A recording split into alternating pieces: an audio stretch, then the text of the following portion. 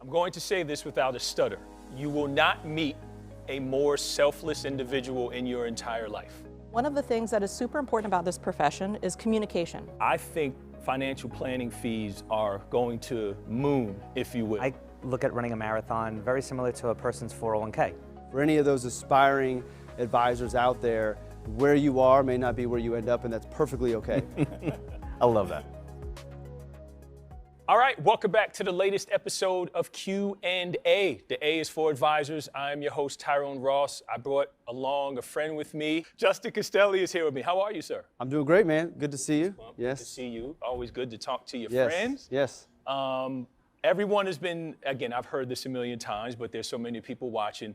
By the way, if you are doing anything and wanting to market your practice, you should follow Justin to reach out. But talk to the folks about what you do, why you do it, where you do it, your purpose, if you will. Yes. There's a lot of things that I'm doing. So first and foremost, I always like to start out with the fact that the most important thing to me is being a husband and father. So you know that. Love we that. talk other Yes. days, but I have my wife back home and our 3 boys. So that's the first thing I am. Shout them out. Roman, Leo, and Silas. Say hello to them and shout them out. And Ange as well. They're going to love that. And then for a career standpoint, I've been a financial advisor my whole career. So it's hard to believe that I'm coming up on 18 years Wow. of being in this profession. Like many of advisors, bounced around. I like to share the story real quick because everybody thinks you're supposed to end up where you're at, but was at an insurance firm, bank, 403B company, independent firm, and then launched my firm. So for any of those aspiring advisors out there, where you are may not be where you end up, and that's perfectly okay. Yeah. So RLS Wealth is the name of the firm, named after the boys, Roman, Leo, and Silas. Right. And it's been around for 7 years. I don't really have a niche. When I started the firm, I knew I wanted to work with young professionals. So while I was not the first to implement a subscription model, I was one of the early ones. I think I was at least. Yeah. And I always touted that I had a barbell approach to the practice. Young professionals, retirees on the top end, and be able to serve both of them with 2 different business models. And one of the things that's been really fun as an advisor was the way I grew my practice was 100% through content, which is how we know each other, Yep. and referrals, which we all want. But when I started to create, writing a blog, which I was inspired by Josh Brown and the Reform Broker. I remember, JB? Yes, I remember reading that and saying, man, this is really cool that we can write about finance and educate and have fun. Yep. When I go out on my own, I'm going to do this. So I launched All About Your Benjamins, and when I started creating content, and there's a point to this story, I found a creator inside of me, creator's going to create, that I didn't know existed. So through this experimentation of trying to grow my practice, trying to educate and find my voice, I got really creative. So the blog turned into doing a video, turned into doing a podcast, turned into really falling in love with this idea of creating content and experimenting, which ended up putting me in a position to be a resource to a lot of advisors, helping them with figuring out their branding, figuring out their strategy, talking marketing, conversations I love to have. Hold on, I got to stop you right there. I'm going to say this without a stutter. You will not meet a more selfless individual in your entire life. There are a lot of advisors, myself, that I know that are watching this that are only doing what they're doing and how they're doing it because of you. So I got to give you your flowers really quickly. But well, thank you. That's very important for folks to understand, myself included. And I, again, without a stutter, you are one of the most selfless people I've ever met in my life. And I think folks should know that. But anyway, continue. And I will give credit to my father, Terry Castelli, because he is more selfless than I am. I'm his biggest fan. Yes. So my dad and I have a podcast together now. Yeah. But back to the creating content and talking to advisors, and thank you for the flowers. Of course, man. That led to co-founding a community for financial advisors. So I have the RIA. Yep. And back in 2019, my friend Taylor Schulte, who is another marketing whiz. Where is Taylor, by the way? San Diego. Haven't seen him yet. Taylor. Anyway. Called him out. That's great. Taylor and I got together and we launched a community for financial advisors called the AGC, which I think is really, really cool. It has exceeded the expectations that we had. I don't think we knew what to exceed, but we have over 175 advisors, technically across the globe, US, Canada, UK, and India. And the concept behind the community is it's a place for advisors to come together and grow together. So one of my frustrations in the profession is the bickering that goes on amongst advisors. And what advisors fail to realize is that when we're trying to make ourselves look better than our quote-unquote competition, we're making ourselves look silly to the public. Yep. Or I actually had a comment from a younger advisor asking me about this conversation he saw on Twitter about these advisors going back and forth. He's like, as an upcoming advisor, like, this one doesn't make me want to stay in the profession. Yep. So there's a frustration there. The community shows that not every advisor is about trying to bash other advisors to make themselves grow. We actually get together to collaborate. So within the community, asking questions, helping each other out. We've had members join together to start firms. We've had hires go on within there. That's awesome. We've had a bunch of members launch their own firm, and we actually have a book being published by Harriman House. Go plug it. More Than Money, March 21st, 2023. Pre-orders would be helpful. I have a personal goal, not for myself, but for the advisors who wrote the book, to get this on the New York Times bestseller. So Awesome.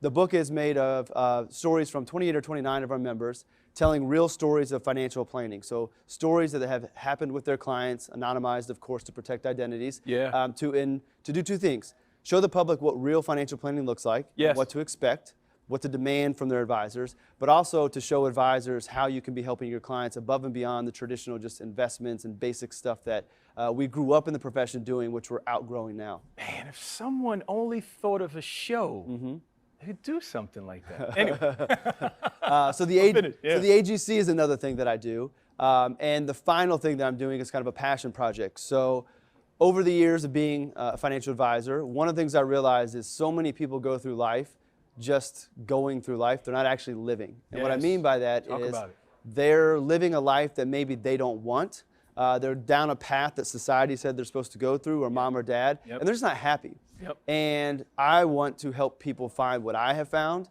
And what I realized is that the happiness and the quote unquote success that I've had, however you want to measure that, I feel I'm successful, was found by following my passions. Yep. I don't do anything that I'm not excited about, that I'm not passionate about. And my passion, which comes from your heart, was the perfect guide. So I want to encourage people to figure out what they want out of life, listen to their heart, find those passions, begin to incorporate them into their lives, and see where it takes them.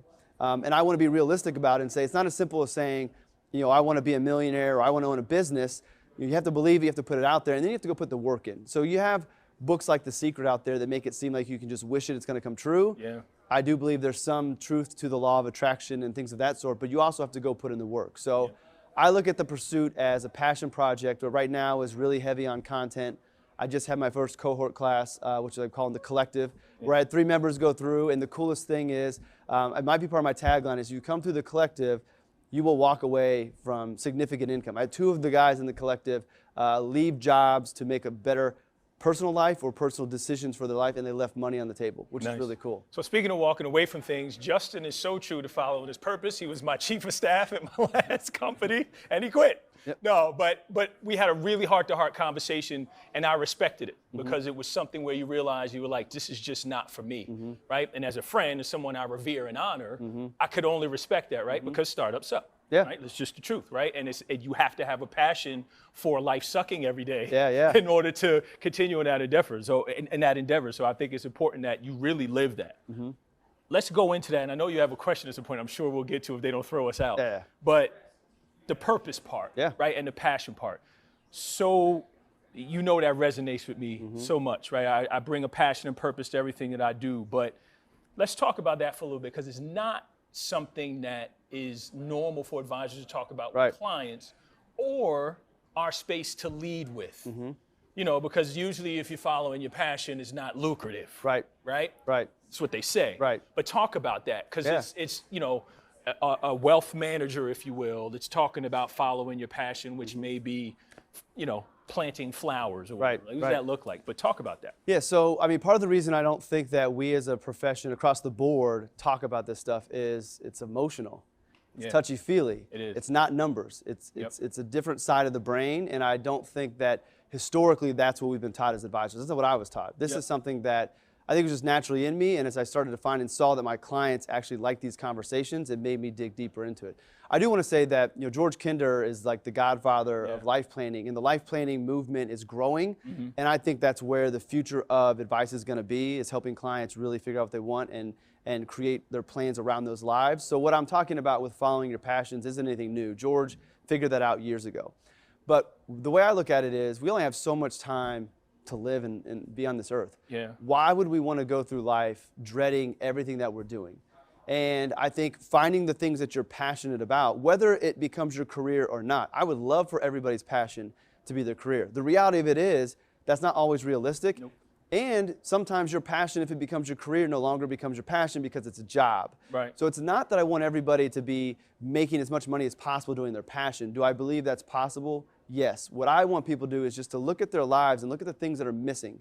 And if you were to pass away today, what would you regret not doing? And usually what you would regret not doing is something you have a passion for. Yeah. So start doing it, and you can do it on a small scale. So if it's planting flowers, carve out time in your schedule every weekend to plant flowers. Or we get into financial planning, if you want to do it on a little bit larger scale, what do we need to adjust to your financial plan to afford you the time to be able to go do that?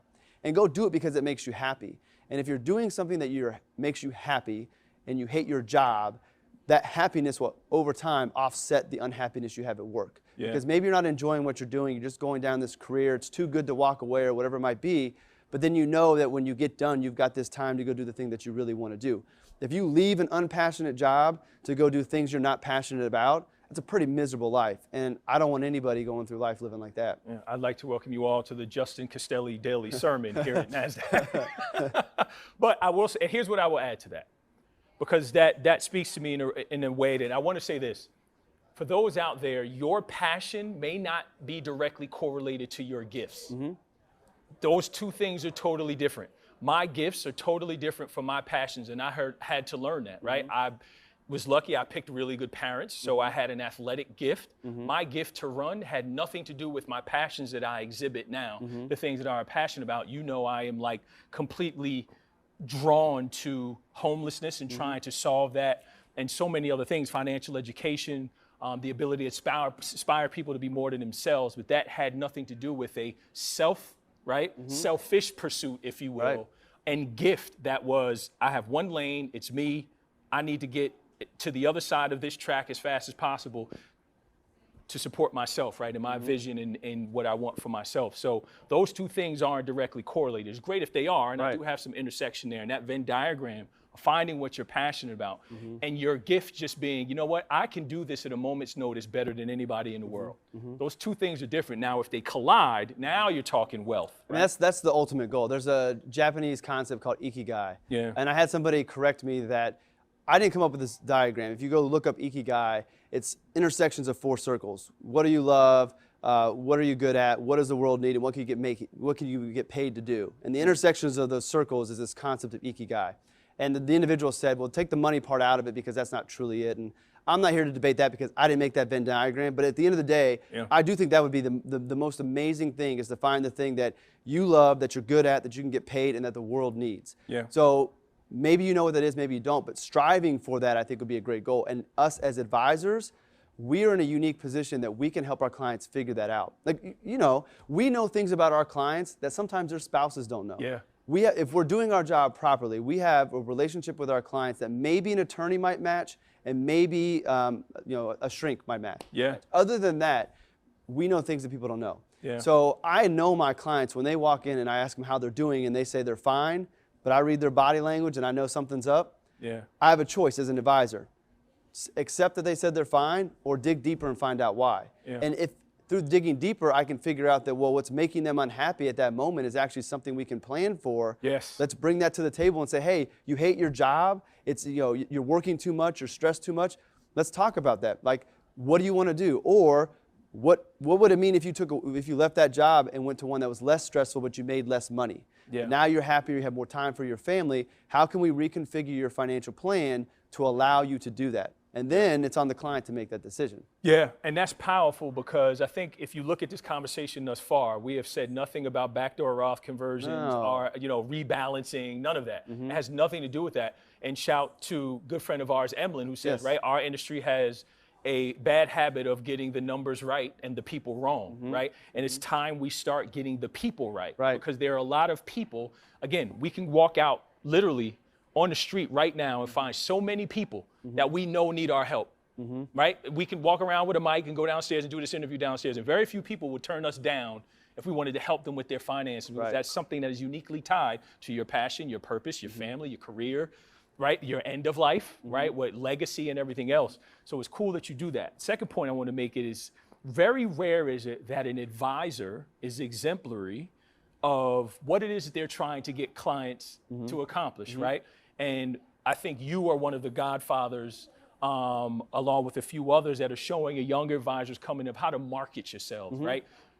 Myself as well, like we were that group on Twitter that led with marketing. Yeah. It wasn't about everything else, and we got tomatoes thrown at us for it, mixing a little crypto with me, and I really was, oh my goodness, who's this idiot talking about crypto?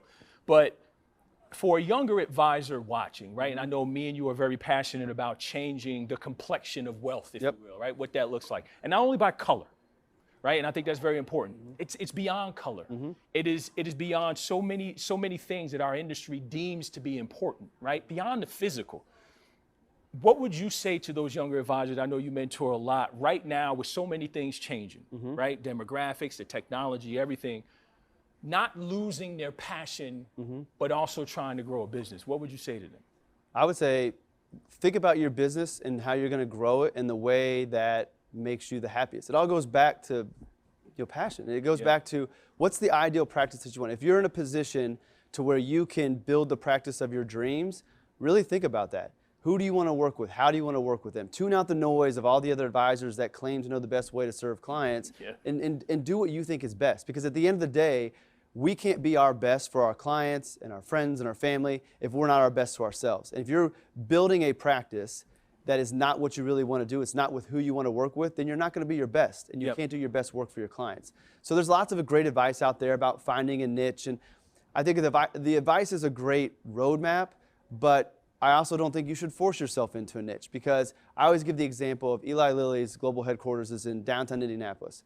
I could have built a business probably 3 times what I have now if I would have just focused on Lilly. If I would have became the Lilly advisor, learned their 401k, stock options, all that stuff. Huge business. It would have been extremely boring for me. Nothing against Lilly employees, but that doesn't excite me.